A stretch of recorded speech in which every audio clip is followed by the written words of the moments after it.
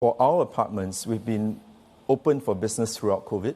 And throughout COVID, we've been running an occupancy of between 40 to 50% on a portfolio basis. Through COVID? Through COVID, because we actually operate on both ends of the spectrum. Okay. Our apartments are actually very resilient. We can do short stays. If you go on a family holiday and you stay in a service apartment, we can do that. We've got customers that stay with us as long as 20 years, right? We've got the expat in Singapore that actually stayed with us for 20 years because he needs to work here, he needs the service, he likes our apartments. Wow. So throughout COVID, although the borders were shut, people who were staying with us continued to stay with us.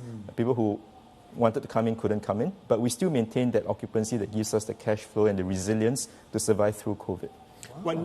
When do you think, and have you got a line of sight, Kevin, on when China could reopen?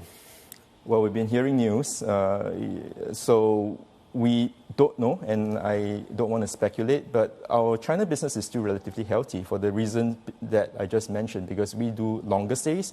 Average length of stay in China could be as long as 6 months, 12 months. So from our perspective at least, China is still giving us generally healthy occupancies. Yeah.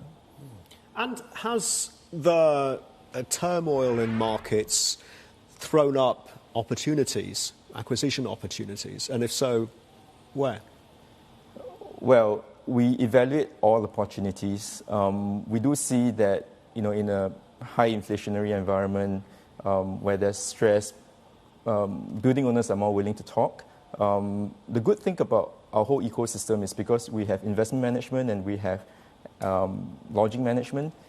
These two groups of stakeholders actually are natural real estate investment holding holders. So, they could be natural takeout for each other. So we do have third-party building owners who invest in our REITs and funds, and we also have our REITs and funds buying and selling from our third-party owners. Right? So that's a nice ecosystem. Besides that, actually, our third-party building owners like us because we think like owners. We think like, for everything that we want to do, we think from an investment perspective. If we want to invest $1 in renovation, we make sure there's a return on that dollar.